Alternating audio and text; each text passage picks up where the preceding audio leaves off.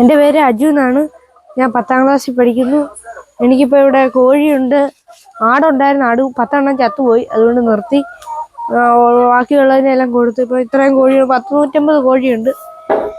BB38 ഉണ്ട്, പിന്നെ കരിങ്കോഴിയുണ്ട്. കരിങ്കോഴി കൊടുക്കാനല്ല, BB38 ബ്രഹ്മ ഒരെണ്ണമുണ്ട്. അതിൻ്റെ പൂവനില്ല.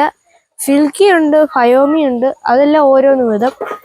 പിന്നെന്തുവാ, നമ്മുടെ ചെറിയ സൈസ് കുരുടൻകോഴി നമ്മൾ പറയാൻ ചെറിയ ഇത്രയേ ഉള്ളൂ. അതുങ്ങളുണ്ട്. അങ്ങനെ പല പല സൈസുണ്ട്. ഗ്രാമശ്രീയോ എന്ത് വേണേലും എടുക്കാറുണ്ട്. കോഴിയെല്ലാം കൊടുക്കാനാണ്. ഒരു കോഴിക്ക് 400 രൂപ വെച്ച് കൊടുക്കും. എന്തുകൊണ്ടാ കൊടുക്കുന്നത്? ഇത്ര നോക്കാൻ വയ്യ, ഒരുപാട് പാടായി ഇതുങ്ങളെ നോക്കാൻ. ഇഷ്ടപ്പെട്ട് വളർത്തിയതല്ലേ? ഇഷ്ടപ്പെട്ട് വളർത്തി. ഇനിയും വിരിക്കുന്നുണ്ട്. വിരിപ്പിക്കാനായിട്ടാ. ഇതുങ്ങളെ മാറ്റിയാലേ ഇനിയും പറ്റത്തുള്ളൂ. മുട്ടയൊക്കെ എന്ത് ചെയ്യും? മുട്ട ഇടുന്നുണ്ട് ഇതുങ്ങള്. നല്ലതായിട്ട് തീറ്റി കൊടുത്തു കഴിയുമ്പോൾ ഇഷ്ടം പോലെ മുട്ട. ഒരു ദിവസം എത്ര മുട്ട കിട്ടും? ഒരു ദിവസം 60 മുട്ട കിട്ടും. ഇന്ന് ഒരാൾക്ക് കൊടുത്തു, വന്ന് മേടിച്ചോണ്ട് വരണം. എല്ലാരും ഇവിടെ വന്ന് വാങ്ങിക്കുവാണോ? ഇവിടെ ഒന്നും മേടിക്കുന്നില്ല, ഞാൻ കൊണ്ടുപോയി കൊടുക്കും. ഇവിടെ ഉള്ളവർ ഇവിടെ ഒന്ന് മേടിക്കും. കൊണ്ടുകൊടുക്കുക. ഒരു മുട്ടയ്ക്ക് 8 രൂപയ്ക്കാണ് ഞാൻ കൊടുക്കുന്നത്.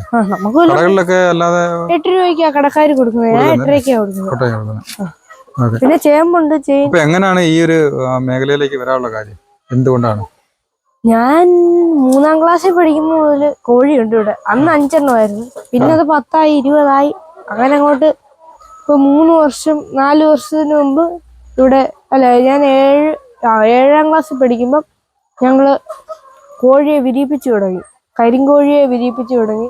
ഇവിടെ ഉള്ള റോയ് മാമൻ എനിക്ക് കോഴിയെ, ഞാൻ അന്ന് ഇൻക്യുബേറ്റർ മേടിച്ചപ്പോൾ റോയ് മാമൻ എനിക്ക് 30 കരിങ്കോഴിയുടെ മുട്ട കൊണ്ടുതന്നു. അത് പകുതി എണ്ണം വിരിഞ്ഞ് 10-20 എണ്ണം വിരിഞ്ഞ്. അത് റോയ് മാമിന് കൊടുത്ത്. ബാക്കി ഇവിടെ 3-4 എണ്ണം ഇവിടുത്തെ ചത്തുപോയി. അവരുടെ മൊത്തം ചത്തു. ഒരെണ്ണം കണ്ടേ പോളൂ. അതിലുള്ള ഇവൻ ഒരെണ്ണം. മൊത്തം വെറൈറ്റിയാ. സിൽവർ ചേർന്ന കരിങ്കോഴിയായത്. ഇനി കഴിഞ്ഞിടയ്ക്ക് ഒരെണ്ണം മുട്ട ഇടാൻ പറ്റാതെ ഒരെണ്ണം ചത്തുപോയി. അതായിരുന്നു വലിയൊരു കോഴിയായിരുന്നു. നല്ലൊരു കോഴിയായിരുന്നു. പിന്നെ ചേമ്പും ചീനിയും റംബുട്ടാനും എല്ലാ സാധനങ്ങളും ഉണ്ട്. കൃഷിയോട് ഭയങ്കര താല്പര്യമാണ്. സ്കൂളിലൊക്കെ ഇത് അറിഞ്ഞിട്ട് എന്ത് പറഞ്ഞു? സ്കൂളിൽ നിന്ന് എനിക്ക് അവാർഡ് കിട്ടിയിട്ടുണ്ട്. പിന്നെ കുട്ടി കർഷകന്റെ അവാർഡ് കിട്ടിയിട്ടുണ്ട്. അങ്ങനെ കിട്ടിയിട്ടുണ്ട്. കോന്നി ഫെസ്റ്റിന് അതൊക്കെ ഇപ്പൊ 1 വർഷം ആവുന്നു. ഇനി അടുത്ത ഇപ്പൊ കിട്ടണോന്ന് വിചാരിച്ചിരിക്കുക. ഇത് അവര് വന്ന് നോക്കിട്ട് പോകുമ്പോ 10ാം ക്ലാസ്സിലല്ലേ, ഇനി പഠനവും ഇതും കൂടെ എങ്ങനെ കൊണ്ടുപോകും മുന്നോട്ട്? കോഴിയെ കൊടുത്തു കഴിഞ്ഞാൽ പിന്നെ നമുക്ക് ഇത് മാത്രം ശ്രദ്ധിച്ചാൽ മതി. 3 അവാർഡുകൾ എനിക്ക് കിട്ടിയിട്ടുണ്ട്. ഈ ഒരു 10ാം ക്ലാസ്സിനുള്ളിൽ 3 അവാർഡ് കിട്ടിയിട്ടുണ്ട്. കോന്നി ഫെസ്റ്റിന്ന് കിട്ടിയിട്ടുണ്ട്. പിന്നെ കുട്ടി കർഷകൻ എന്ന് പറഞ്ഞ് കൃഷി ഓഫീസിൽ നിന്ന് കിട്ടിയിട്ടുണ്ട്. വളർത്തുന്നത് സീറോ ബഡ്ജറ്റിലാണോ വളർത്തുന്നത്, അതോ നമ്മള് തീറ്റകളൊക്കെ വാങ്ങിച്ച് ആണോ? തീറ്റി മേടിച്ചാ കൊടുക്കുന്നത്. തീറ്റി മേടിക്കുന്നത് നമുക്ക് വലിയൊരു ഇതില്ല, അതുകൊണ്ടാ കൊടുക്കാന്ന് വിചാരിച്ചു. ചില്ലറക്ക് 10 ഇതുണ്ട്. ഇതൊരു നാടൻ കോഴിയായി പോന്ന വെളുത്തത്. പക്ഷെ അത് വിരിഞ്ഞപ്പം വെളുത്തിരിക്കുവായിരുന്നു. ഞാൻ വിചാരിച്ച് മാറുമെന്ന്. വെള്ളക്കോഴി അന്നേ വെളുത്തിരിക്കുക. കൊത്തുമായിരുന്നു അന്ന്. ഇപ്പൊ കുഴപ്പമില്ല.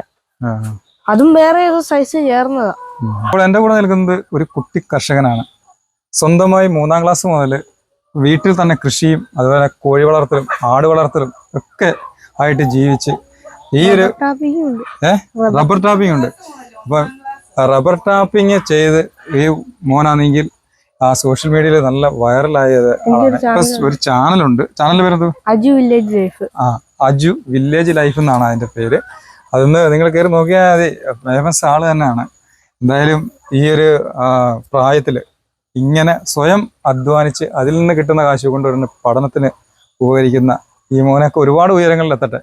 അപ്പൊ നമുക്ക് നല്ലൊരു ആശംസ നേർന്നുകൊണ്ട് മറ്റൊരു വീഡിയോയുമായി വീണ്ടും കാണാം. ഇതുവരേക്കും ബൈ.